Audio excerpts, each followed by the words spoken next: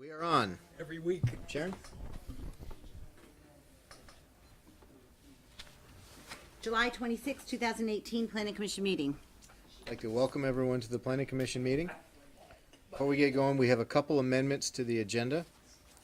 The first is the addition of item under other business for 73 Jericho Road, Mylar. And David, you had a suggestion for a change? Yeah, I was just wondering on the wording, whether we gotta change number 4 because it's not a construction, it's a renovation and addition and reduction. So they haven't built that building yet. This was, The wrong staff report?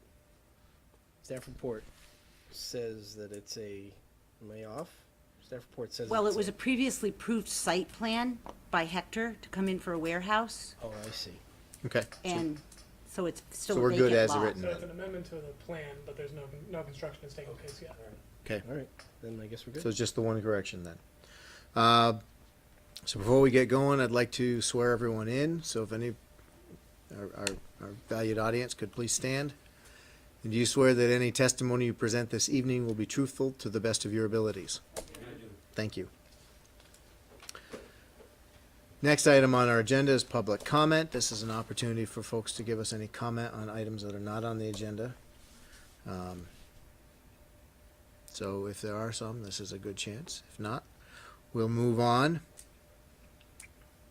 The next item we have is Peter Edelman doing business as Euro West Retail Partners. This is a conceptual discussion. And Peter, I'd actually, instead of reading it in, I'd actually just like to open it up and just have you give us a description and give us a run through. It's conceptual, so let us know. Well, this is really the next step for me in looking to redevelop the property, to bring more community, more life out there. And I've read the comments, and I'm certainly not wedded to this particular description or plan, but what I'm trying to do is to create some public areas that will work, and some entertainment areas that will work. Looking to slow down the traffic generally, because I've got two spots that concern me after being there for 20-some years. And if I could, I'll get up. The two spots that concern me, and there are probably other ways to deal with it, but one is the through here, and oftentimes people are not stopping here. They're going pretty fast. I can't police that right now. Peter, I've got existing if you want to pull that up. I'm sorry? I have the existing if you want to pull that up. Yes, Just sure. so you know. Yeah, sure. Great. So the existing is obviously you come in, and theater being down here, and coming straight through. I'm not sure what happened there. Sorry about that. Give me a minute to pull That's that right. up. That's it, that's all you got, 10 seconds. That was good. Shark Tank. It's brutal. Non-show. All right, we're back.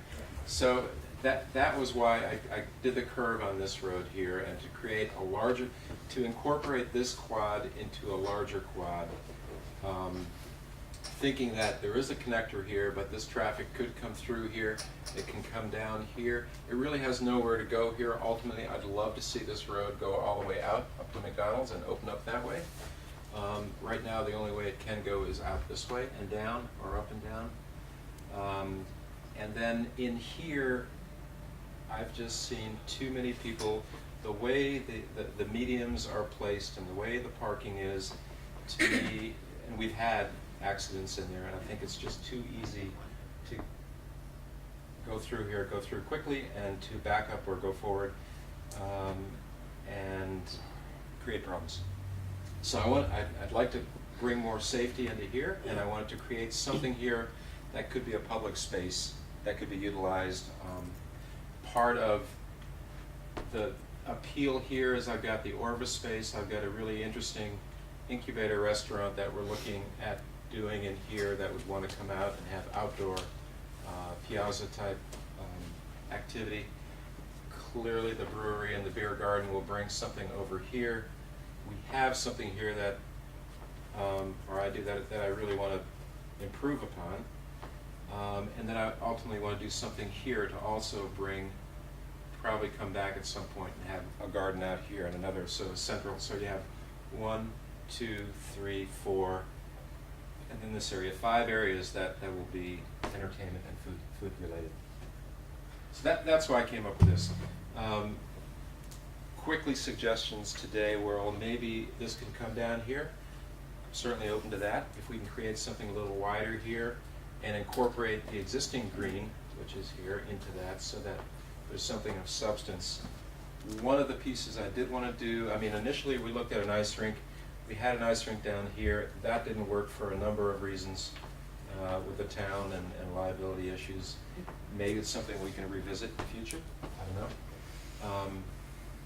But in looking at this, what has come up that in dealing with the Mad Taco guys, and one of their owners is a farmer, and he does a lot of greenhouse growing. So what I wanted to do was bring in, ideally in here, more of an aquaponic greenhouse, so that I could also, part of what we want to do is tourism-based and educational-based.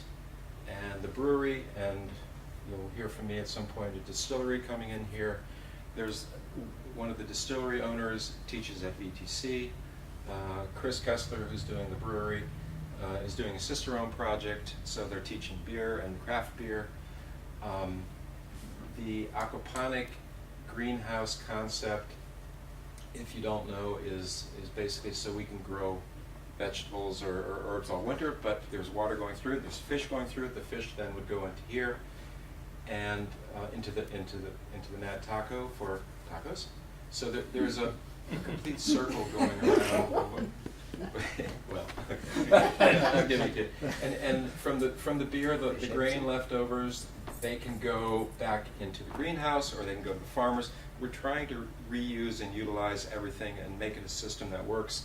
And by doing this, bringing in the schools, by doing the beer and the distillery, I want to bring that into the Essex and have retreats and bring in tourism where we can actually get on the beer trail, get on the distillery, get groups coming in and doing retreats with us. And so I'm looking at something that's going to bring synergy to everything that we have, but that also the public can, be a part of.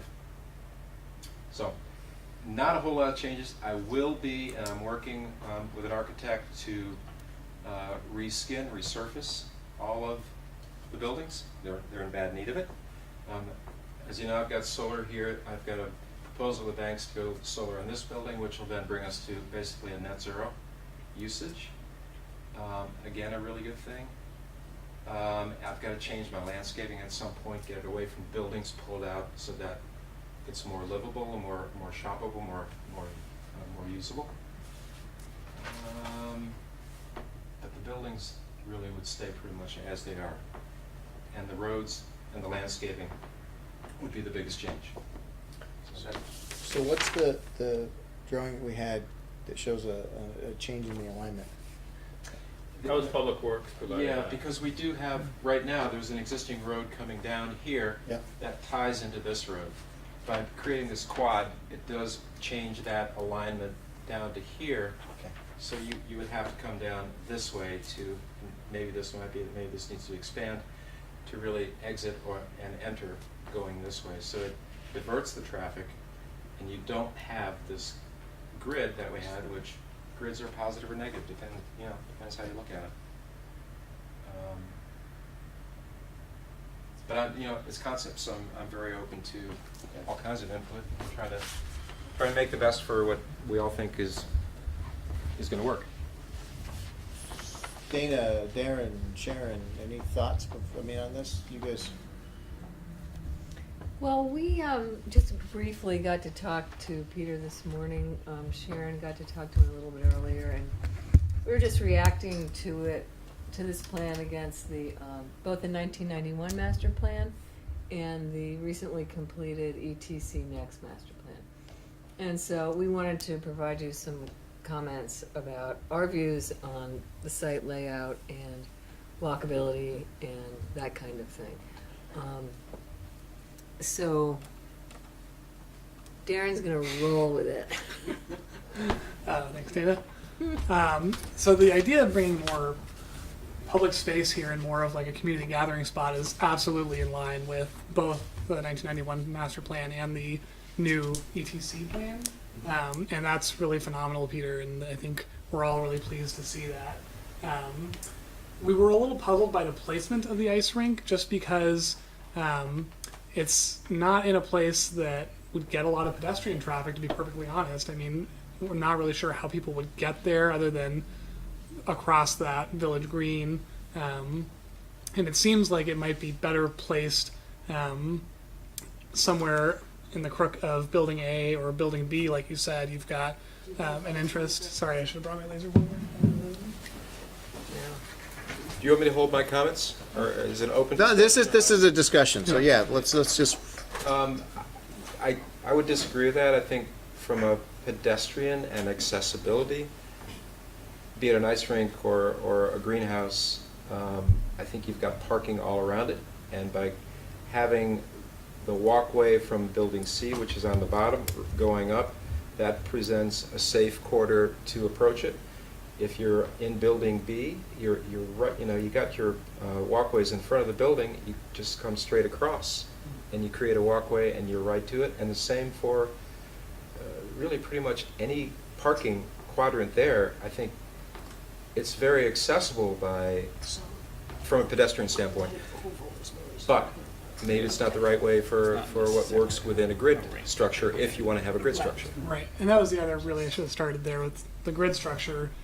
Because you're placing that in the middle of your grid, it really will make working around that difficult. So if you look at the properties nearby and to the north, right now, Commonwealth Ave is planned to come down through between your buildings, A and B here, and really provides a nice streetscape for you. So associated with that is people coming down from that part, parking along there, having a lot of exposure for buildings along this frontage, and having a little more of a public realm right in front of them where you could have patios, you could have people looking into storefronts. And that's sort of what's in line with the ETC plan that's been proposed recently. And it doesn't mean you can't do any, plaza in this area or even, anywhere else.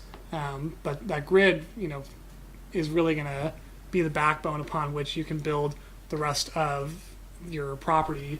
And it also makes it easier to break it up into smaller chunks if you ever did subdivide or want to manage buildings separately.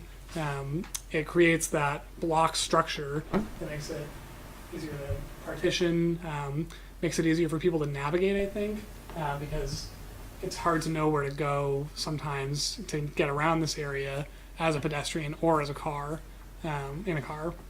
So those are some of our thoughts. It doesn't mean that it couldn't be done well. And I think what you're doing right now, creating that very strong connection to where Berta's is absolutely great. And just having that wide sort of pedestrian corridor that links those two buildings, that's been missing for years. So we really are excited about that. The one concern I have from a safety perspective with this curved road is cars will be going slow, obviously, and they should see this pedestrian crossing, but it's an uncontrolled crossing, a mid-block crossing. So if someone isn't paying attention, they're not going to be able to see as well if there is someone waiting to cross coming around that corner, around that curve. And I've seen that in many locations, where this isn't designed this way. So that's just something to consider. You might want to put in rapid flashing beacons if you do want to go with this design, just to make sure that there is better visibility of when pedestrians are crossing. Do you have the ETC? Yes, I can pull that up. So, just take me a minute to find this again. So the ETC Next Master Plan shows a vision for that area. It's a result of a planning process. It has absolutely no regulatory effect on you. It's just something that the community has put together as a vision. Right. So, to the extent that it reflects a lot of like surveys upon surveys and input, I think you can hear the community's voice through this plan. And one thing people said Sorry, you're having technical. repeatedly is that they wanted to be able to move around a little bit better, and a grid like. Is that it? Yeah. Yep. A grid like layout would be more traditional. Pull people in right away without all the parking everywhere, and not that parking has to be taken seriously under this vision. Yeah, but Dan, if I could, please.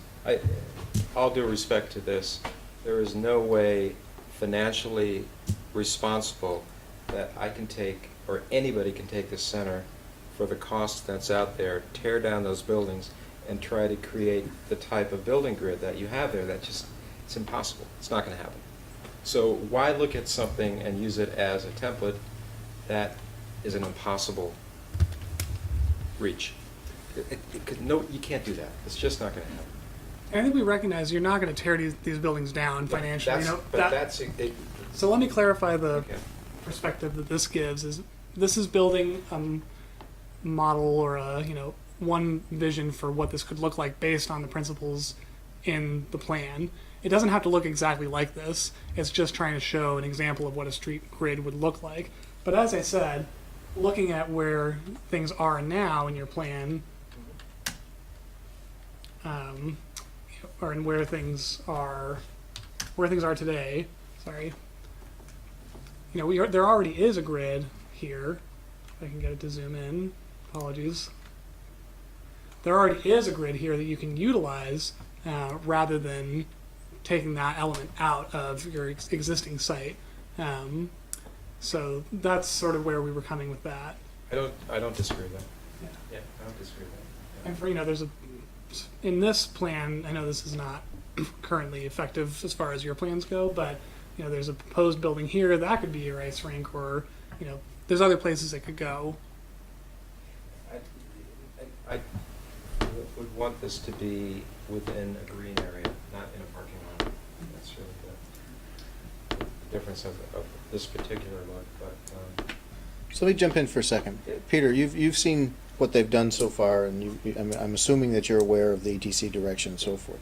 What do you see with this plan? Do you see as either contradictory or complementary to the overall ETC goal? How's that? Well, there is some contradiction to it because it doesn't have any residential component, which is one of the goals of the ETC, but that, again, is financially just not feasible. And I'm not sure the demand is there in the long run to really make it that way. It is contradictory in that it doesn't have the grid. I think it's very complementary in that it gives that sense of community that the plan is going after. And I think trying to fit that sense of community into a reality of something that's going to work is what I guess we're all trying to do. And I'm open to that, whatever, to make that work. My point is just I can't, and I don't think any in my lifetime, look to change buildings here and make financial sense out of it. And what I would like to see would be something that is more functional from a pedestrian standpoint, and that brings people in here and keeps them in there. Right now, people are going in and out. It's one point, shopping kind of reactions. People don't linger, and that's what I'm trying to create as a place. And a small example is the food truck night, and I'm hearing it from everybody who's coming there. Finally, something is happening here in Essex that is bringing people together, and it's very well appreciated.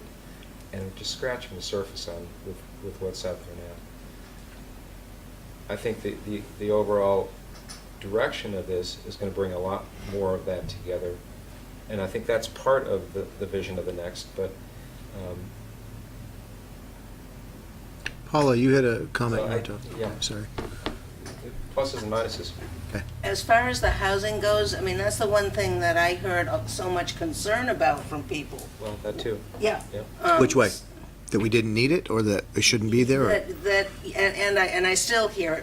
What is it with all these apartments? And, it's, people concerned that it's changing the character of Essex. And so there's definitely a need. You and I agree on what the need is, that it may be quite different from apartments.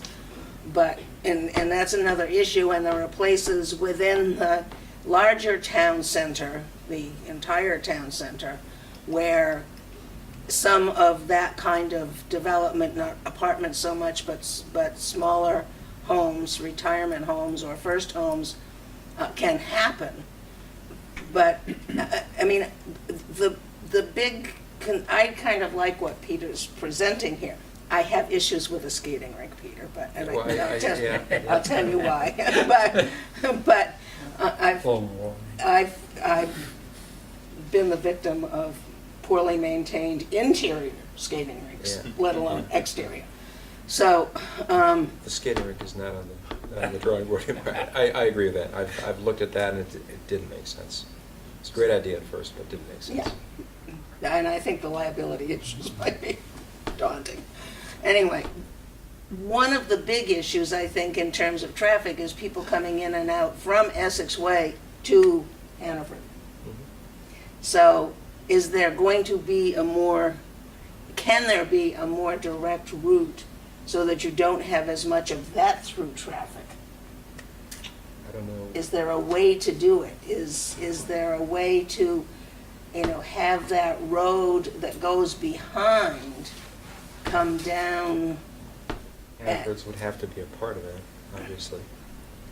There used to be a road behind the theaters originally.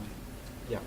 Yeah, right. And there is again, and And we're gonna open that back we up. have that approved You're to gonna be open, open but that back up. one way, so that we don't have that. How about speed bumps? It's gonna be pretty slow, yeah. Yeah, I think speed bumps there are of some type are. Could you just, so Sharon, can you have to state your name? Zane Scott? Sorry. I mean, we've all gone up there.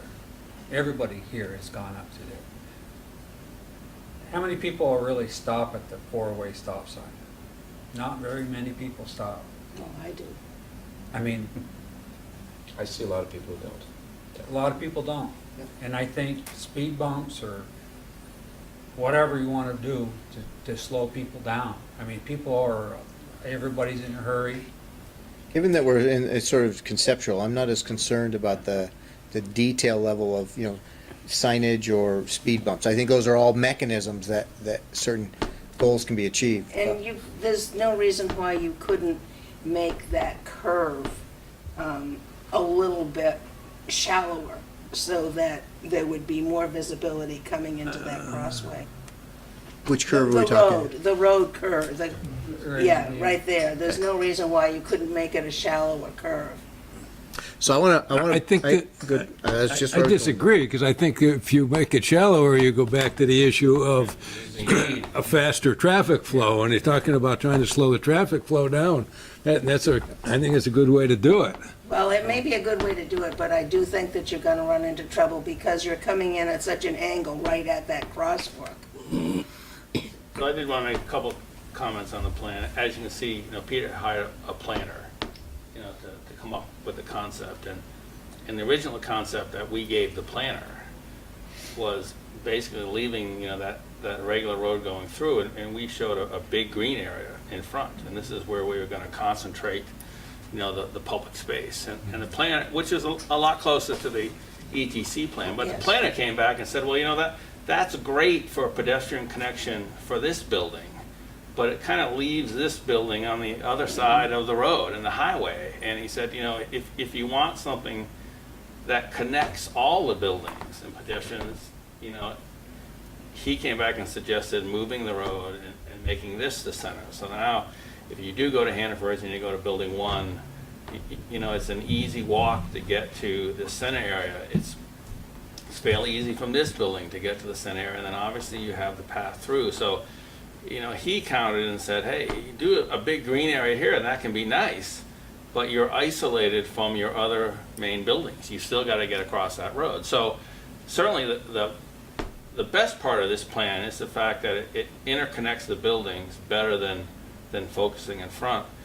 Without question, the negative part of this plan is the future connection to Commonwealth, you know. Right. And we can fix this so it lines up better like Public Works, that's no big deal. I think the planner just missed that portion of the plan when he did it. But still, as you come down Commonwealth, it's still, you know, a little awkward, you know, to get to this portion of the project. So we got pluses and we got minuses. You know, it's hard to, if you keep that grid element, the problem with the grid is now you're kind of breaking it up into the quadrants that the grids does, and it's hard to make everything feel interconnected from a walkability perspective. Darren, can you bring up the map that shows Building F? Before I lose sight, before I completely forget this. Building F, you said? Building F, isn't there? Oh, sorry.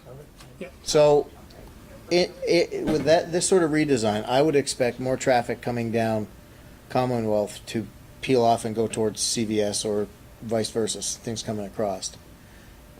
Because you don't necessarily have a flow through right now. Correct. So, an item for consideration is that corner by proposal Building F and Sweet Clover. That's a blind corner. It is. It's a very blind corner right now. So that, in my opinion, would not support an increase in traffic flow in its current state. Whether it's signage, whether it's redesign, whatever. You've got a pretty high elevation on the right. It actually just coming in. needs vegetation cut Yeah. back, because it never used to be blind. Whatever. I mean, it's Hillside on it's there Hillside. has to go. Yeah. it's a challenge, and that's not on your parcel per se. Yeah, So, right. I mean, I think that's a consideration no matter what we do. If we're one of the, I think you'd mentioned it about potentially making a connection over towards McDonald's and bringing that road all the way along. You know, so that means we have more traffic along there. We have more which makes sense, and that would help in some of that through traffic that we're talking about.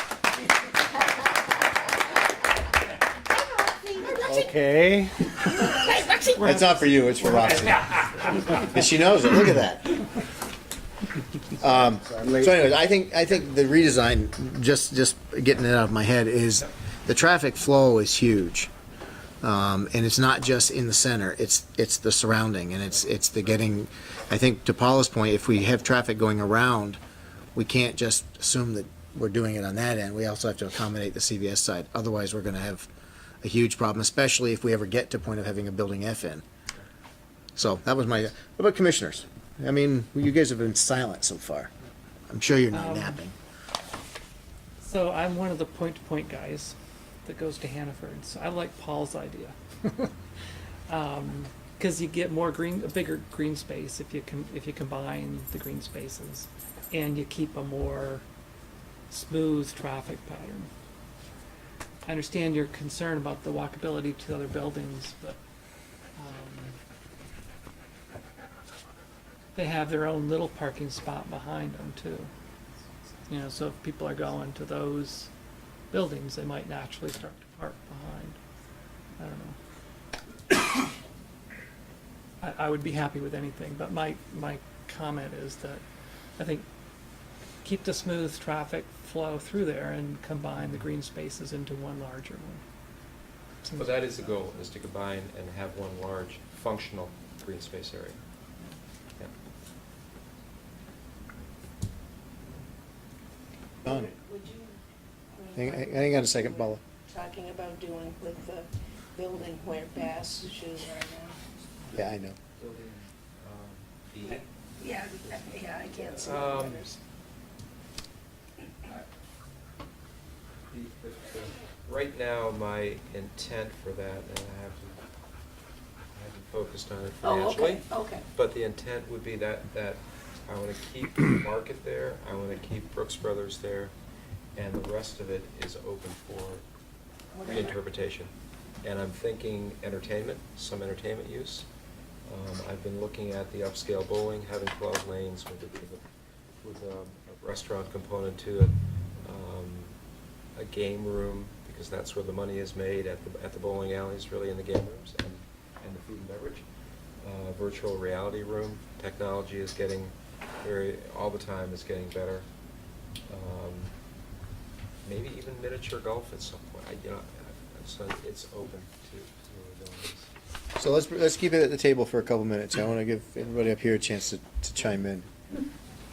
Mr. Mangan. I like the plan pretty much as designed. The one thing that concerns me is the curve.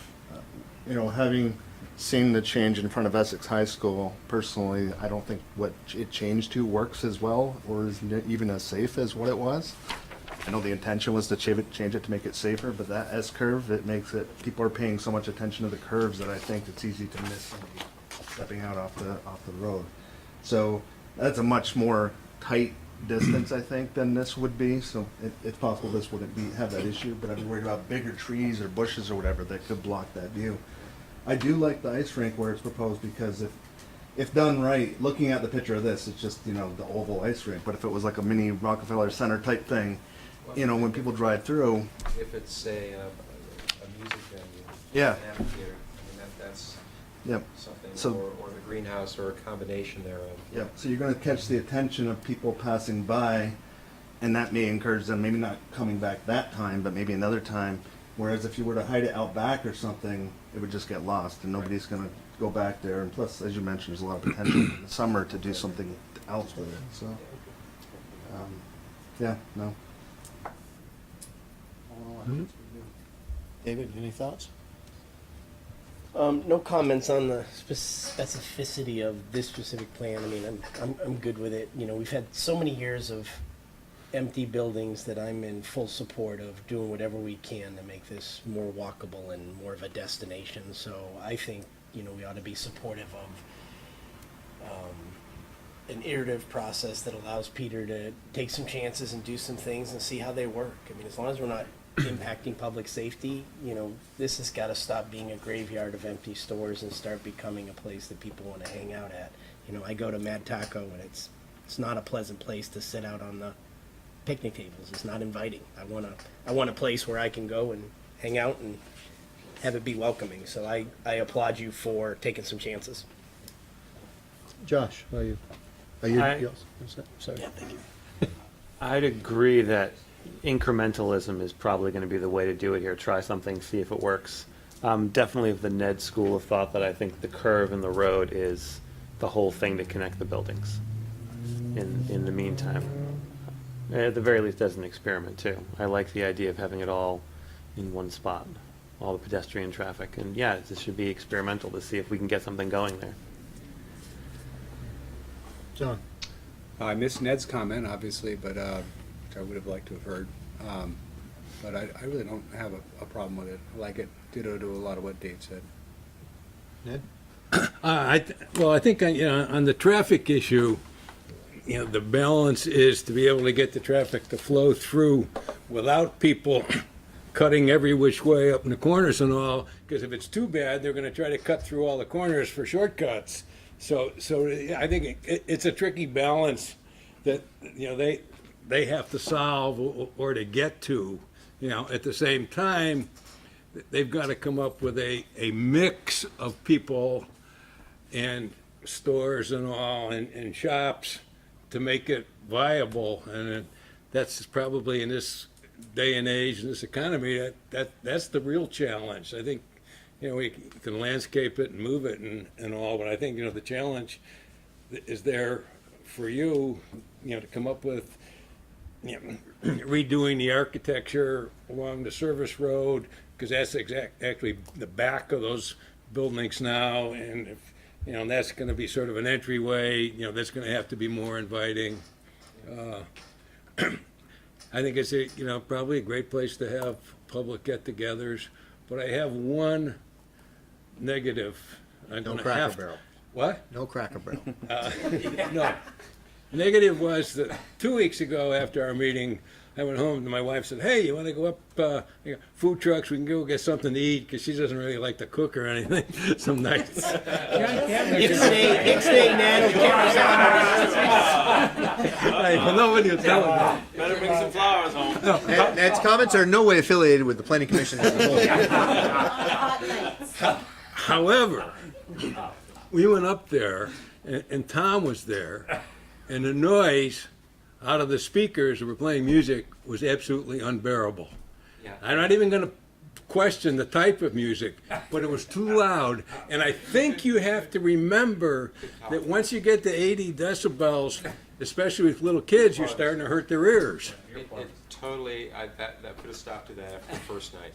Yeah, It- that was, it's half the volume or less right now. yeah, I mean, either different music or something, because that just, people there with little kids, and, you know, they'll all be deaf by the time Well, they're that's funny, 50. because I went up after the last meeting Yeah. that we had, because John said he heard something when And you were Tom on the was there. circ. So I wanted to just scope that Yeah. out, and I took the circ over, and I didn't hear anything, I went really slow. And Yeah. then I, you know, I Yeah. continued very No, it slowly, just- and it was good. So that was like at about 7:45, so you must have got to hear Yeah. it after me. Sorry for jumping off the side on my comments on this. So, you good, Ned? It's all good. I agree with you. I So, agree. so No more. from my comments, I'd like to say that right now you have like 3 separate areas. The buildings aren't tied together. I like the concept of tying them in, because you go to building B, or you go to Hannaford's and maybe building A, or you go to building C and maybe the movie theater. So you have 3 separate destinations currently, and they're not tied together. It's not I'm going to go over the mall and wander around. It's not built for that. So I like the idea, the concept of trying to tie them together so that it makes it easy and logical to go from one to the other without a problem. I do think you need to accommodate the direct traffic to Hannaford, independent of the need. I believe that there needs to be a logical and easy flow to Hannaford's other than through the center of this area, because face it, Hannaford's gets a lot of people just stopping to get groceries. They're not there to go to the parties, and they're not there to wander around and go shopping. They're there to get their groceries. So let's accommodate that as well, and let's not detract from, you know, the experience of the folks that are there wandering through, with the people that are bombing through trying to, you know, just cut back and forth. And I think just keeping that as a part of the element, and that to me means we utilize that back road as much as we utilize the primary road in. When you say the back road, you mean behind? The ones that are behind A and B in Hannaford's right now, that goes over, currently ends in a cul-de-sac, you know, and by Hannaford's, it's their truck traffic place primarily. But give a direct loop around. I mean, let's join up with the Hannaford's on the other side, if they're in agreement with it. I mean, all this, but that's, I've been asking for that for a long time. so that's sort of, I like conceptually the idea, but I think we've got to think about the overall flow, not just in that space, but the whole parcel. And if we're going to restrict the traffic there, let's give some of the other traffic opportunities outside of that. And maybe even don't allow traffic through there. That's a radical thing, because people are creatures of habit, and there's a lot of traffic going through there right now. So nobody's going to want to be in that where it says So much Village traffic. Green. Have to bring it in. I mean, it wouldn't be the worst thing in the world to discourage Hannaford traffic from the greens. Yeah. You know, they have a light, basically, you know, you think about most shopping areas, you go in and you go out in the same direction, and for a lot of people, if you made it slow enough and you made it painful enough to kind of go through, then people would just go out the other way. So, you know, you just gotta remember, you do have a very good access in and out of Hannaford's. But it's getting on that people side to of the go property. there. Yeah. It's on that Well, side. it's like anything else. Like we all drive. Like if you're traveling on 117, we all know there's construction there. Yeah. We all know there's ways around it. And so if you're heading that way, you go another way. So one of the things we might want to consider is incorporating into this is potential discussions with neighboring landowners and looking at the completion of Carmichael, which is a major thoroughfare that would bring you around and would bring traffic from that CVS side around to the other side of Hannaford's, and maybe give a much better direct flow. But that involves another landowner and another situation. But that road's already semi-roughed in, and it might allow to leave the road behind A and B primarily a service road only. So I thought, Darren, or Dana first, she's Yeah, well, it doesn't sound like the grid type thing is gonna be financially feasible or is even necessarily popular with the planning commission, so the planning department has a plan B, which is the Cracker Barrel Overlay District. And everything has to be a Cracker Barrel or a Cracker Barrel theme. Oh, boy. It works. If you weren't there, you're not gonna get I it. don't get it. Dusty wanted it, he wants a Cracker Barrel. Yeah. Oh, no, I was there for that. Darren. On a more serious note, although it's Cracker Barrel Overlay District is It's a CBD. CBOD. Cracker Barrel District, yes.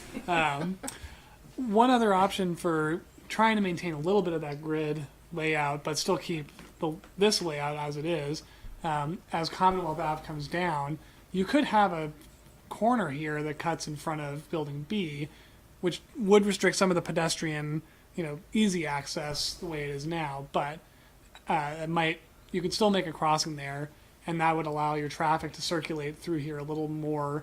It would allow circulation through here, but it would definitely slow it down by having to stop at that corner and turn. So that's another option, and would also bring more traffic in here for better or for worse, and that's just something to consider as you think about circulation and how you want to bring people into this space. And then another thought to consider in the very long term is you've got a lot of space taken up with parking. If there's a way to consolidate that into some sort of more structured parking or underground somehow, which is obviously a high cost thing, but even a 2 or 3 story parking structure somewhere on this site would really open up a lot more space for either green space or buildings, and could serve the entire area, not just your site. And obviously there are financial and design barriers that go along with that, So- but that's something that could be explored. So I want to be cognizant of time, and I think this, again, conceptual discussion. I don't want to shut you off, but I'm going to shut you off. I don't want to, but I feel like.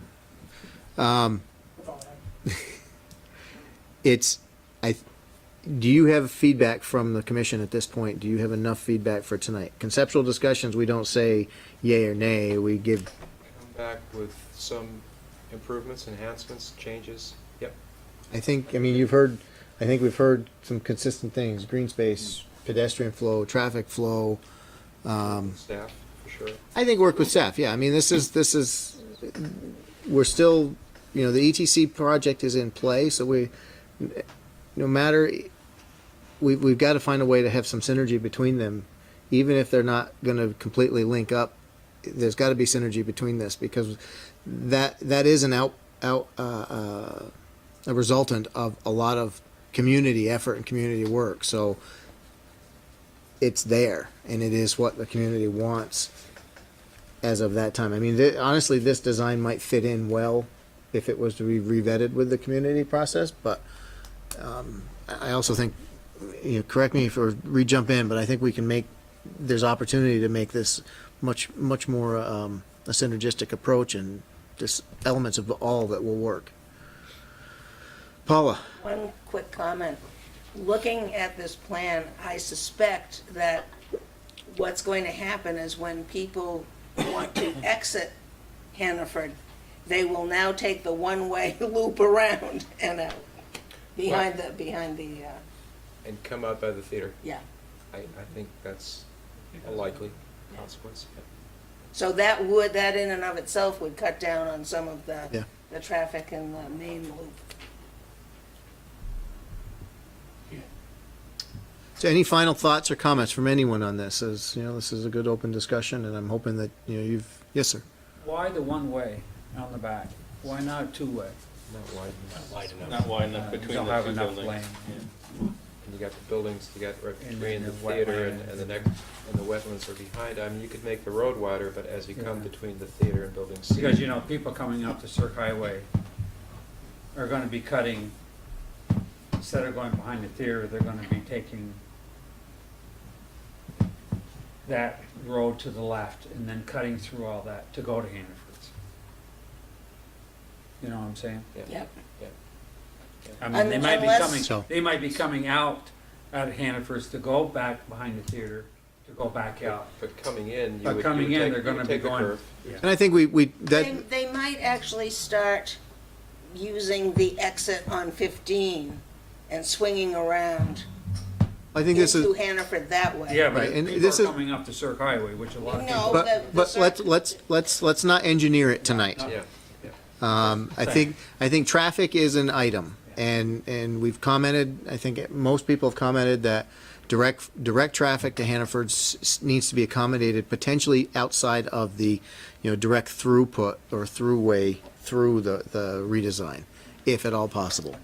So So you asked for final thought. My just final 2 cents is, one of the consistent comments we've heard about the town center is the lack of green space and walkability. And one of the consistent comments I've heard through the ETC process and the visioning is looking for more green space and walkability. So, I mean, we've got good examples of that. Church Street is a prime example of a very, a decision made back in the 70s to shut down a street, make it walkable. And you can see kind of what's happened there. So, I mean, I would applaud the vision of kind of going through that iterative process of adding more green space, experimenting, bringing in some walkability, and seeing the traffic will figure itself out. People will figure out where to park and how to go. That always works itself out. I'd almost like to see, based on this, I'd almost like to see the path from C over to A and B have not have a throughway there. Yeah. Me Just too. stop. I'm in No, agreement. Yeah. no, Absolutely. no through road. That's my last thought, is just stop, block traffic Yep. through there. Because nobody's gonna wanna sit next to the amount of traffic that's going there through there today. In that green space. I think that would be a neat experiment. Well, then because then we'd give it impetuous to, bring it up on Commonwealth, clean that up, or redirect onto Carmichael, or redirect all the way around to the next exit. It would be changing traffic flow. Okay, We're not engineering tonight. right. We're not engineering thing. We're gonna wrap this up. Final comments? Anybody from staff? Okay, we're good for this. Thank you very much for this presentation. I like, this was very interesting. Next item on the agenda. It's not opening. Come on. Who's got the agenda? 12 Corporate Drive. This is the O'Leary and Burke site plan amendment, public hearing proposal to construct a 9,300 square foot commercial building to accommodate technical school and 5 self-storage buildings. David. So, as the applicants know, I do own a self-storage facility, so if they want me to go to Cody's now, I would be happy to leave. Recuse myself. No problem. We're fine. So for the record, David offered to recuse himself, and there's no need from the applicant. Nobody on the commission? Thoughts? Okay, you're not allowed to leave. Darren, who's presenting on this? I can do that. Okay, please do. So, as we discussed at the beginning of the meeting, this is an amendment to a previously approved site plan from March, which was a very similar design. So, to give some regional context, this is the area, Allen Martin Drive comes down here. This is Corporate Drive, so this is smack dab in the middle of that development. So then, in the previous plan, the commercial building was smaller in footprint and there was more space for the self-storage units in the rear.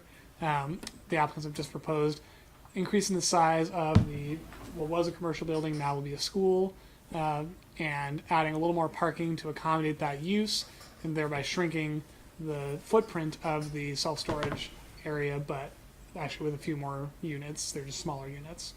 There were a few changes to stormwater design that were actually as a result of the last approval. And an earlier version of the plan had one extra street tree along the frontage, but our tree warden has said we actually want to maintain a certain amount of space between larger trees, so we had them reduce them a little bit. There's still plenty of trees, so they won't grow into each other and cause problems in the future. Otherwise, pretty straightforward. No concerns? No, No concerns. okay. Is the setback the same? Pardon? The setback from Corporate Drive, is that the Yes, same? setbacks, the developable area, so to speak, the building envelope, if you want to call it that, is exactly the same. So who's presenting on this? I'm going to start, Okay. Paul or Larry with a Larry Burke. So we own the building at One Corporate. And originally, we occupied a third of that, and we had leased 2/3 of it to Belcade.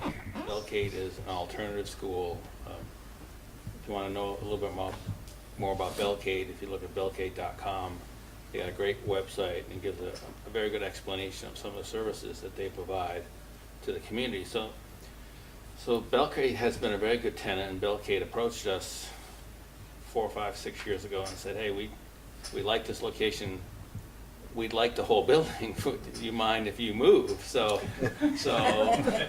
one thing led to another, and we bought another lot from Hector Leclerc, lot 13, and we built our current office on 13, and we had extra space, so we put mini storage in the back.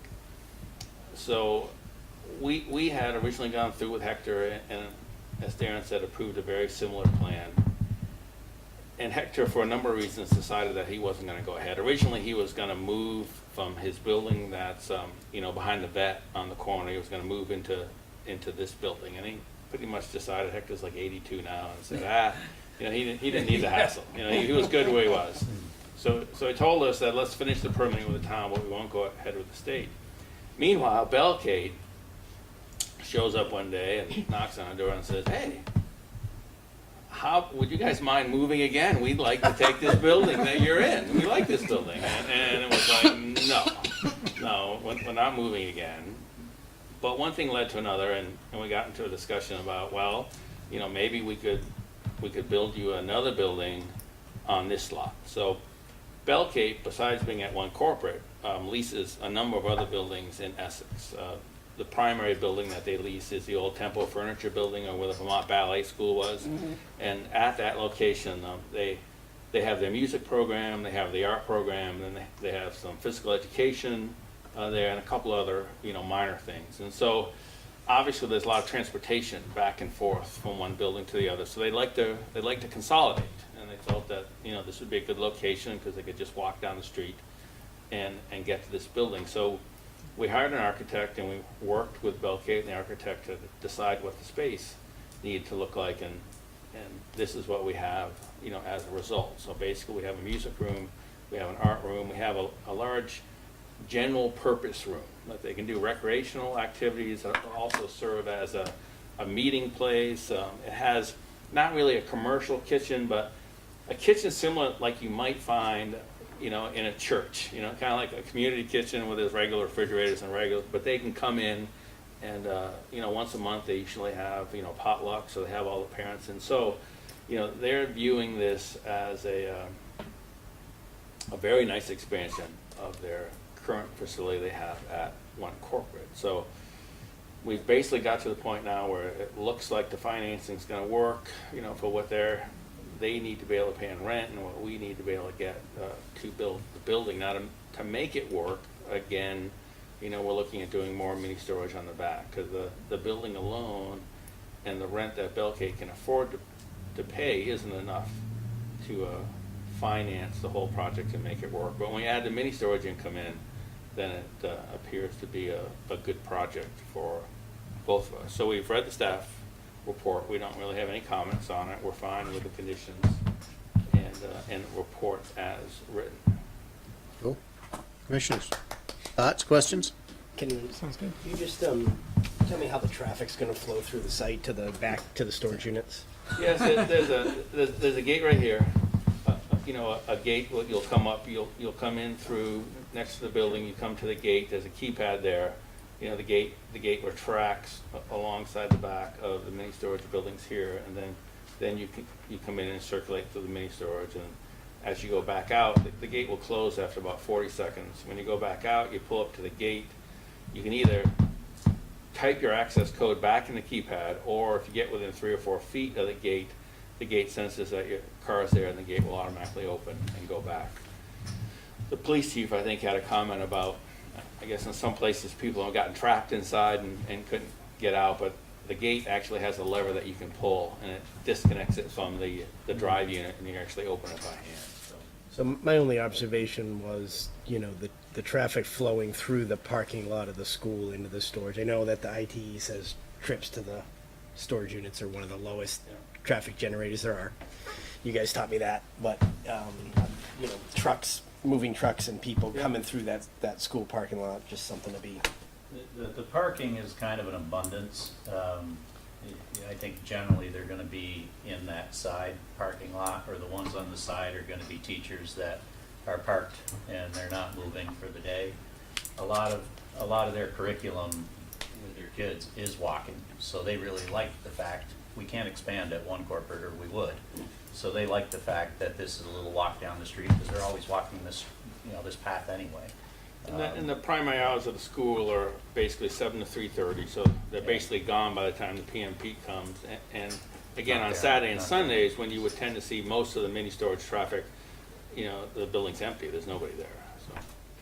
Our current location diagonally across at 13 Corporate, they go through our parking lot, and there's so little traffic, it never bothers us. Well, I'll agree, that's not the ideal situation, but we just don't have the space to give them a separate lane. And where Paul said the mini storage, we have to do the mini storage, keep in mind that it was approved at 15,000. We're reducing the mini storage. So I take a motion to open the public hearing. I move we open the public hearing. Moved by Josh, seconded by Shu. All those in favor? Aye. Motion carries 6-0. 7-0. 7, 6, 6. The whole commission. You don't have to count me if you don't want to. Okay. Comments? Yes, sir. Zane Scott, 20 Maple Lawn Drive. He's right off the back corner here. Right here. Right there. Okay. Yeah. So the only concern, which I read the staff report, and one of the big things that I really appreciated, that I talked to Paul, that even though the police recommended that put lights in the storage, whereas Hector was going to have lights. And Paul told me that you're not going to have any lights, so that's a plus. Well, we have lights in the mini storage, so they're on a motion detector, so. It doesn't show that on the site plan. There's several plans, but what they actually asked for was lights on the back side of the buildings. And Paul said, no, we weren't gonna add lights. So, sorry. So we do have, so here the mini storage building in Yeah. the back, so there's, say there's. So light there's here, lights on there's- like on the inside. Yeah, so those are the ones I was telling you before, the Interior. 26 watt Okay. LEDs that are, 10 All right. foot high. And so they're only triggered, and there's lights on the end here, but they're only triggered, by the motion detector. Right, so if if somebody there's comes obviously through. no traffic through there, the lights aren't gonna be on. Correct. And there's a 200-foot buffer, forested buffer between that and Right, here. and we have talked before about the colors of the buildings in this area, that I know there's no regulations of what color that you can have your buildings. But I know that the last time that we were here, when Hector was doing that the board recommended that we go earth tones. Whereas 14 Corporate is red, 42 L Martin is green. I can't see 42 L Martin. 14 Corporate, it's like a beacon. And I'm sure anybody that goes down Corporate knows where the red building is. It's definitely bright. We used to be the red building until they. Yeah, but you guys aren't red. I mean, you guys are, you're way different. We've said that before, too. Yeah, they're way different. Way different, yeah. And then I the couldn't hours help that. of construction, I just want to confirm again, Monday through Friday and Saturday, or no Sundays. I want to know what the hours of any construction, subcontractors or anything like that. Yeah. Because we've had issues before on 14 where they were working there 7 o'clock on a Saturday night. It's the Act 250 hours here, 7 to 6, Monday through Friday, 8 to 5, Saturday, no Sundays, no holidays. That's what we go with. But, you know, and I know that 14 corporate, we're way over those hours, okay? So those are my concerns. I have no objection of this project at all. I really encourage that if I'm gonna have something in the back of my property, I want self-storage. Not a manufacturing facility. This is probably the best thing that could happen in that area. Okay, That's the only comments I have. thank you. Just for, you guys, I don't remember what color scheme you used on the existing storage. What's that? What's the color scheme you have in your existing storage? It's the same, we tried to match a building as much as we could, so it's tan buildings with barn red doors. You see more of, and the color of the red is the, you know, kind of the burgundy red that Yep. the building is. So it looks more, there's more of that color than there is the tan, but the buildings are tan. And we're using the same manufacturer, we have the same colors for these mini storage units. What do you think of those colors? They're a lot better than that bright red, I Okay. can tell you that. No objection. Easy. Any additional questions or comments? I'll take a motion to close the public hearing. Move we close the public hearing. Second. Moved by Ned, seconded by John. All those in favor? Aye. Opposed? Motion carries 7-0. Public hearing is closed. Seems to be one of those rare applications where we really have no contestation with the staff report as written, if I'm remembering what Paul said. I did realize I do have a couple of corrections to the staff report, but nothing substantial. What are they? One is that on line 118, which is under Page what? page 3, permitted uses, it should say technical vocational schools are permitted, not offices. Okay? And then page 7, line 251 should say 2 red maples because they've taken one out. And then lines 257 to 262 can be struck because it's talking about the distance between trees, so it doesn't need to be in there. Okay. So with those corrections, would anybody second a motion if I made one to accept the staff report as written and as amended by Darren? Second. Okay, moved by myself, seconded by Tom. Any additional discussion? Noted. All those in favor? Aye. Opposed? Motion carries 7-0. I got to do one. All right. Cruising right along. As we slowly open, the next thing we have on here is minutes. Back to here. Trying to work through this. This is. So we have minutes of 7:12. Do we have any corrections that anyone wants to offer to the minutes, any point in the minutes of 7:12? I move approval. Okay, we have a motion to approve. Second. Seconded, moved by David, seconded by Tom. No corrections offered?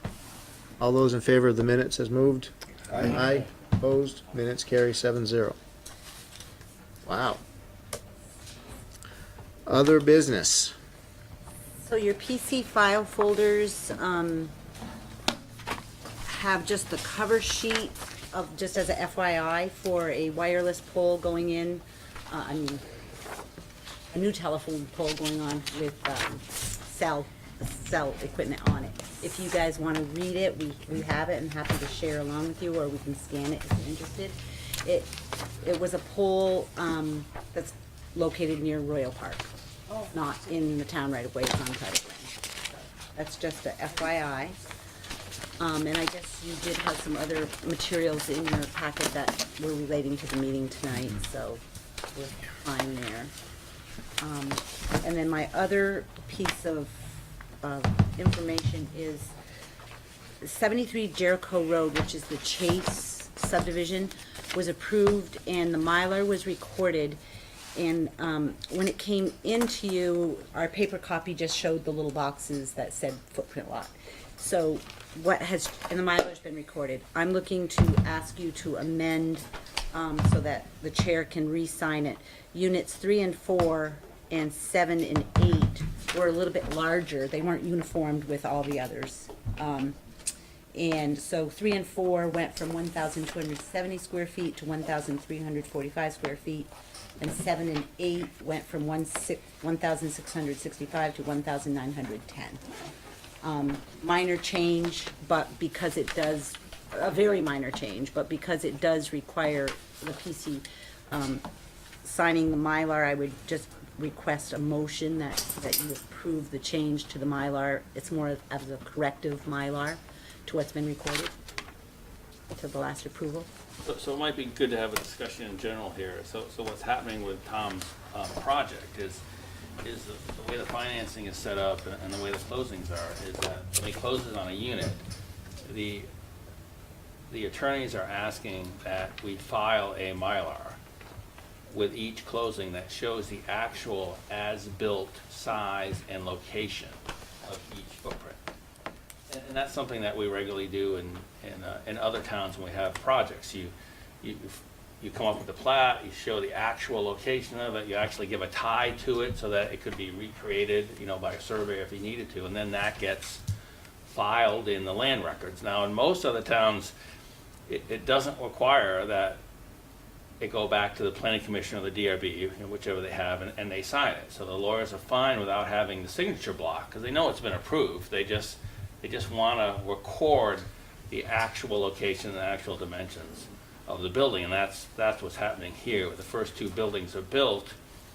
We prepared a plat that showed the actual location and dimension of those two buildings, and this is something that's going to happen 2, 3, 4 more times as this project builds out, depending on how many units he builds at one time. Obviously, if we can do 4 or 5 or 6 in one fell swoop, we try to do that. So maybe the motion should be that you acknowledge that, the footprint lots will change without a signature? Well, my question was, do we need, is it our practice to have a signature on the Mylar? If that's the case, the motion could potentially be just to have the chair sign the Mylars when they come in. That would be great, because it does, the new legal document, I can't think of what it's called right at the moment, references your last approval, which you guys signed, and it's recorded in land records. So I think there should be some mechanism that still ties to the last approval where the chair can change as these come through. Just a question, just because it's late and I'm getting dense. So we approved the Chase project. So let's just take the square footage is changed on the buildings, but we didn't. The approval didn't state what each square footage was. Okay, so there's But nothing in the approval that's changing.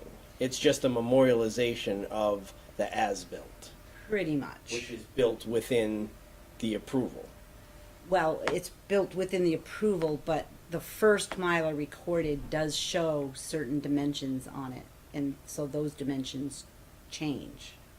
So that's the only thing that's tripping me up. Well, the Mylar that you approved wasn't dimensioned per se. It showed the building envelope, showed where they're going to go, but they're not tied to anything because Well, that's sort of there. where my head's at. You do a 12-lot subdivision with building envelopes, you don't go back and need any further tweaking when you put a Correct, house when you on it build a within the house. envelope.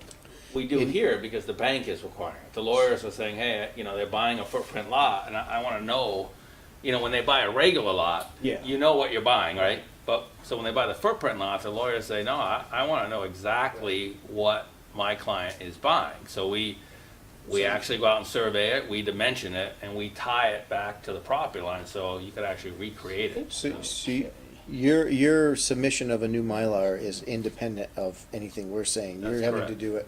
So my question is back to Sharon. The Mylars should be signed, in my thinking. From town staff, should we have a? So, but for this document, and I think it's an irrevocable offer of an amended irrevocable offer of dedication that references a PC approval, and we do have a Mylar that does have some dimensions on it, but So I mean, that's what I'm just thinking, if they're gonna have to submit a new Mylar, I think having a Mylar that doesn't have continuity back to the others, the signature of the chair, I think provides that continuity.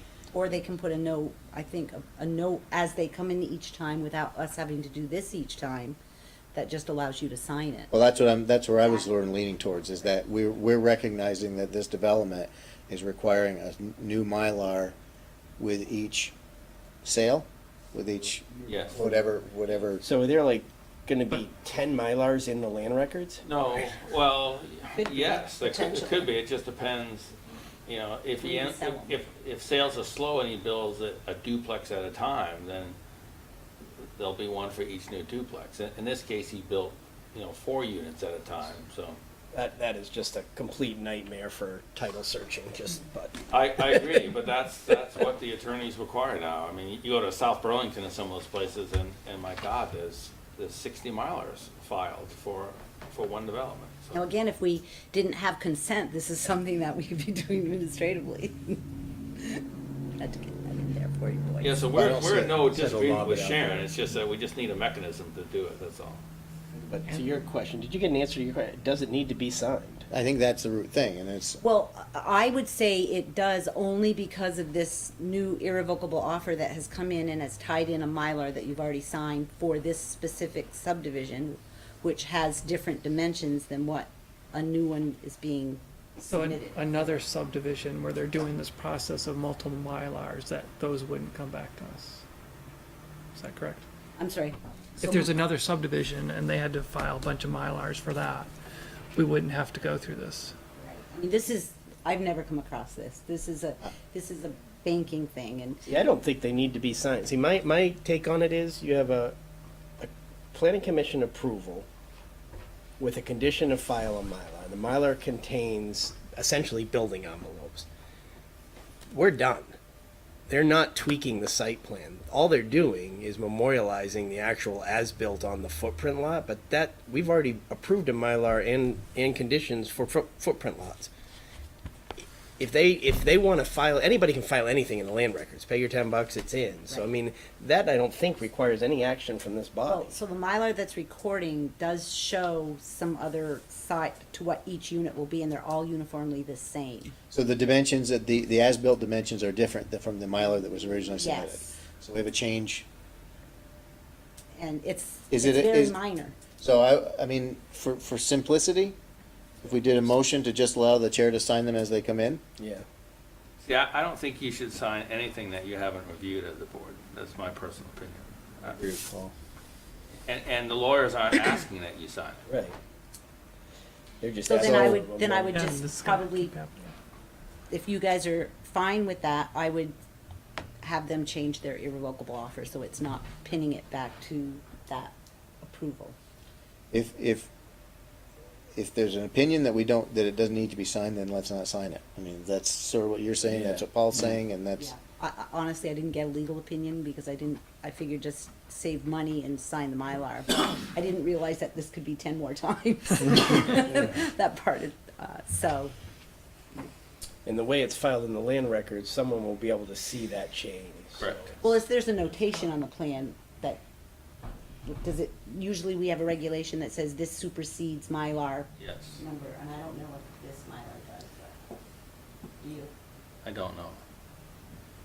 And we can look at it. But it'll be obvious when you look at a Mylar is that it's a record drawing. It's a record drawing of where that unit, the dimensions that unit was built to and exactly where it is on the property. so it doesn't sound like we really have an issue to deal with. Reality is, in most parts of the world, as-built are going electronically. You don't see Mylars or anything. Yeah. So we're sitting here in the dark ages, sort of. Yeah. And that's how it's all transmitted to the lawyers. They all get PDFs of everything. Isn't even So made on a Mylar? are we good with not requiring a signature on the Mylar, the subsequent submissions? I think we ought to stave this off in the next one. If we have something like this, we ought to just put a condition in there that authorizes staff to do whatever you need to do so that you don't have to deal with this. Perfect. Because obviously Tom's still got to come in and pull building permits. He's got to Yep. show to Sharon that's, the dimensions, that's in the right spot, et cetera, et cetera, so. Okay. Sounds like we're good. Sounds good, that's all I have. Anything? Oh, Google Docs. Let's talk about that for a few minutes. This is the first week with using them, first meeting with using them. I just wanted to sort of review, I guess, the expectations. I was a little surprised based on, any other times I've used them, that it didn't take a login. So it didn't identify me as an individual accessing those documents. So that immediately raised the flag to me of all the security we've been talking about. I know we couldn't edit them, but it still was a little wiggly. I don't know exactly how she shared it. It could have been one of two ways. She could have shared it with a private link, so the only way anybody could actually see them is if they had the URL. Yep, but that's just a URL. You could forward it. Yeah. That's one way. I do not know if you can share to an email account that is not a Gmail account. Do you know that, The Darren? issue is, so we can only, if we want to share and limit it to a specific identity, you have to have a Gmail account set up.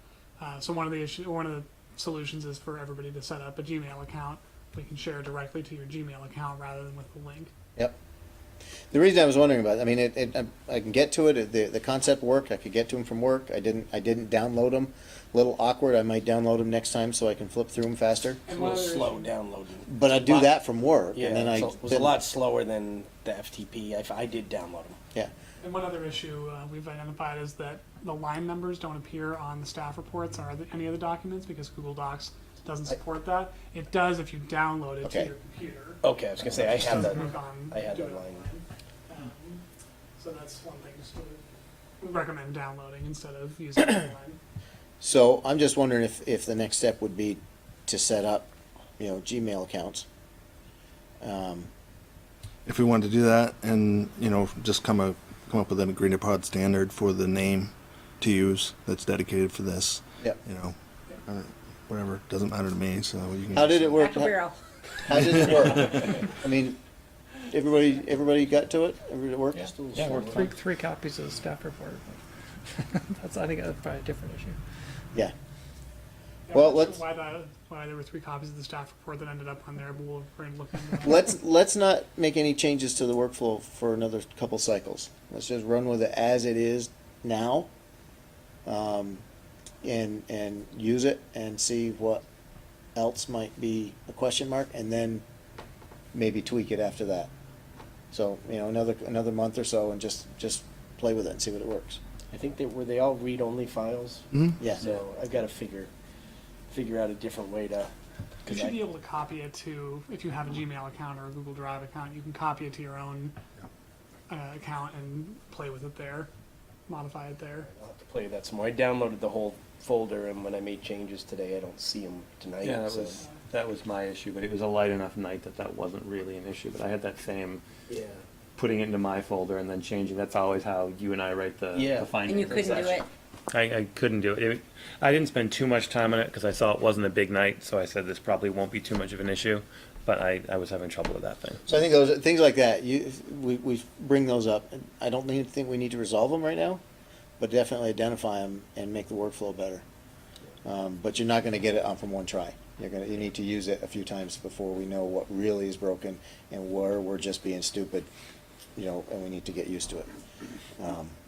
Because that happens a lot. It's possible. Now, the FTP isn't available anymore, right? Because wasn't It could be brought. It could be Yeah, it could, resurrected. okay. Just I know it was a more effort, and so that we IT. can avoid that. It worked out well for IT to not. Have Yeah, I to mean, I think this support is reasonable. I mean, it's not a big deal. And setting up a Gmail account, we could have the staff set up the Gmail accounts. Yeah. So you have a consistent Mhm. naming convention and a consistent format. Yep. And then just share them out to us from there. But again, my thinking based on lots of workflow changes and so forth is let it ride for a few times for a month or so and see what really is broken. It may just be first pass. So. Sounds good. Take a Sharon, if motion? we get to the point, where we want to set up accounts or whatever, I'd be happy to help Jennifer or you or whoever come in one day and just do it all at once. Yeah. I think we need to speak to IT about that too. No, not necessarily town accounts. Okay. Oh no, yeah, I mean Gmail accounts. Okay, yeah. Yeah. Personal Gmail accounts. Yeah. But we can Perfect. Great, thank you. I'll let Jen know that. Motion? I move we adjourn. By Tom, seconded by Shu. 7:49. All those in favor? Aye. Aye, 7-0.